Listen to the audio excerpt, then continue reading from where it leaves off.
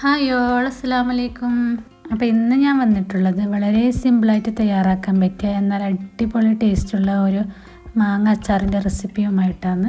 അപ്പോൾ ഇതെങ്ങനെ ഉണ്ടാക്കുന്നത് നോക്കിയാലോ. അപ്പോൾ വീഡിയോയിലേക്ക് പോകും മുന്നേ എൻ്റെ ചാനൽ ആദ്യമായിട്ട് കാണുന്നവരാണെങ്കിൽ ഒന്ന് സബ്സ്ക്രൈബ് ചെയ്ത് സപ്പോർട്ട് ചെയ്യണേ. ഇഷ്ടപ്പെട്ട ലൈക്കും കൂടി ചെയ്യണേ. അപ്പോൾ പെട്ടെന്ന് തന്നെ വീഡിയോയിലേക്ക് പോകാം. അതിനായിട്ട് ഞാനിവിടെ ഒരു 5 പച്ചമാങ്ങയാണ് കേട്ടോ എടുത്തിട്ടുള്ളത്. ഇനി ഈ പച്ചമാങ്ങ ചെറുതായി കട്ട് ചെയ്തെടുക്കാം. ഇതുപോലെ ചെറുതായി കട്ട് ചെയ്തിട്ടെടുക്കാം. ഇനി ഇതിലേക്ക് ഉപ്പിടണം. ഒരു 3 ടേബിൾ സ്പൂൺ ഉപ്പ് ഞാൻ ഇട്ടിട്ടുണ്ട്. ഉപ്പിടുന്ന വീഡിയോ മിസ്സായി പോയതാണ്. ഉപ്പ് ചേർത്ത് എല്ലാ ഭാഗത്തേക്കും ഒന്ന് ആക്കി കൊടുക്കണം. ഒരു സ്പൂണ് കൊണ്ട് മിക്സ് ചെയ്തെടുത്താലും മതി. ഒരിക്കലും നമ്മുടെ കൈ മാങ്ങയിലിടരുത്. അപ്പോൾ അച്ചാർ പെട്ടെന്ന് തന്നെ മോശമാകാൻ സാധ്യതയുണ്ട്. അപ്പോൾ അതൊന്ന് സൂക്ഷിക്കണം. ഇനി ഇത് മിനിമം ഒരു ദിവസമെങ്കിലും ഒന്ന് ഉപ്പ് പിടിക്കാൻ വേണ്ടിയിട്ട് മാറ്റി വെക്കാം. ഈ സമയത്ത് സിർക്ക വേണമെങ്കിൽ ചേർത്ത് കൊടുക്കാം. ഞാനിപ്പോൾ ചേർത്ത് കൊടുക്കുന്നില്ല, ഇങ്ങനെ തന്നെ വെക്കുകയാണ് ചെയ്യുന്നത്. ഇതിപ്പോൾ ഒരു ദിവസം കഴിഞ്ഞിട്ട് ഞാൻ എടുത്തതാണ്. ഇപ്പോൾ നല്ലതുപോലെ തന്നെ മാങ്ങയിൽ ഉപ്പൊക്കെ പിടിച്ചിട്ടുണ്ട്.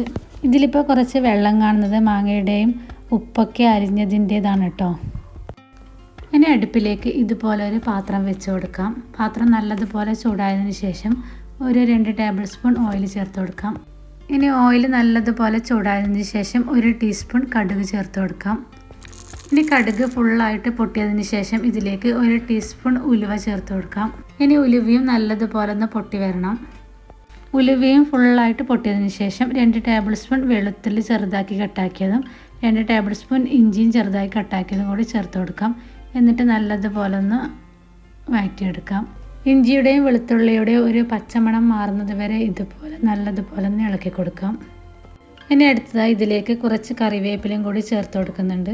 അടുത്തത് ഇതിലേക്ക് ഒരു 4 കാന്താരി മുളക് ചെറുതായി കട്ടാക്കിയത് ഇട്ട് കൊടുക്കുന്നുണ്ട്.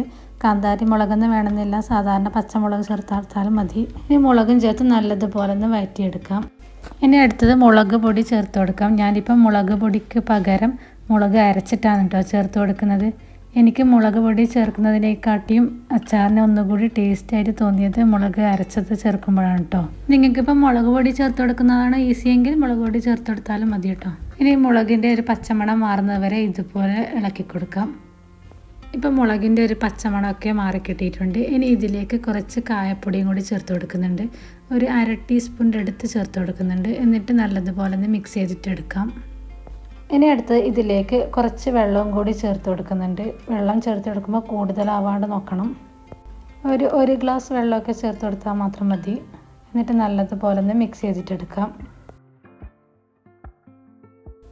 ഇപ്പോൾ ചെറുതായിട്ടൊന്ന് തിളച്ചിട്ടൊക്കെ വരുന്നുണ്ട്. ഇനി ഇതിലേക്ക് ഒരു 2 ടേബിൾ സ്പൂൺ സിർക്കയും കൂടി ചേർത്ത് കൊടുക്കാം. സിർക്ക ചേർത്ത് കൊടുത്ത് ജസ്റ്റ് ഒന്ന് തിളപ്പിച്ചെടുക്കണം. ഈ സമയത്ത് തന്നെ ഇതിലേക്ക് ഒരു 3 ടീസ്പൂൺ പഞ്ചസാര കൂടി ചേർത്ത് കൊടുക്കുന്നുണ്ട്. പഞ്ചസാര ചേർത്തെന്ന് വിചാരിച്ച് അച്ചാറിന് മധുരമൊന്നും ഉണ്ടാവില്ല കേട്ടോ. അച്ചാറിന് ഓവറായിട്ട് പുളിയില്ലാതിരിക്കാൻ വേണ്ടിയിട്ടാണ് കേട്ടോ കുറച്ച് പഞ്ചസാര ചേർത്ത് കൊടുക്കുന്നത്. പഞ്ചസാര ചേർത്ത് കൊടുക്കുമ്പോൾ അച്ചാറിന് നല്ലൊരു ടേസ്റ്റാണ്. ഇപ്പം നല്ലതുപോലെ തന്നെ തിളച്ച് വന്നിട്ടുണ്ട്. ഇനി ഇതിലേക്ക് നമുക്ക് മാങ്ങ ചേർത്ത് കൊടുക്കാം. മാങ്ങ ചേർത്തതിന് ശേഷം നമുക്ക് ഇതിൻ്റെ ഫ്ലെയിം ഓഫ് ചെയ്ത് മാറ്റി വെക്കാം. അതിനുശേഷം നല്ലതുപോലെ ഒന്ന് മിക്സ് ചെയ്തിട്ടെടുക്കാം. അപ്പോൾ നമ്മൾ സിമ്പിളായിട്ടുള്ള നല്ല ടേസ്റ്റുള്ള അച്ചാർ റെഡി ആയിട്ടുണ്ട്. നിങ്ങൾ ഇതുപോലെ ഒന്ന് തയ്യാറാക്കി നോക്കൂ കേട്ടോ. ഇതിലിപ്പം നമ്മൾ അച്ചാർ പൊടിയോ അങ്ങനെ ഒന്നും ചേർക്കുന്നില്ല. വീട്ടിലുള്ള സാധനങ്ങൾ വെച്ച് മാത്രമാണ് തയ്യാറാക്കിയിട്ടുള്ളത്. അപ്പോൾ ഇതുപോലെ ഒന്ന് ട്രൈ ചെയ്ത് നോക്കിയിട്ട് നിങ്ങളുടെ ഫീഡ്ബാക്ക് കമൻറ്റിൽ പറയണം കേട്ടോ. അപ്പോൾ എൻ്റെ വീഡിയോ ഇഷ്ടപ്പെട്ടാൽ ലൈക്ക് ചെയ്യാനും ഷെയർ ചെയ്യാനും മറക്കല്ലേ. അപ്പോൾ എൻ്റെ വീഡിയോ ആദ്യമായിട്ട് കാണുന്നവരാണെങ്കിൽ ഒന്ന് സബ്സ്ക്രൈബ് ചെയ്ത് സപ്പോർട്ട് ചെയ്യണേ. ഇനി അടുത്തൊരു അടിപൊളി വീഡിയോ ആയിട്ട് വീണ്ടും വരുന്നതായിരിക്കും. Thanks for watching.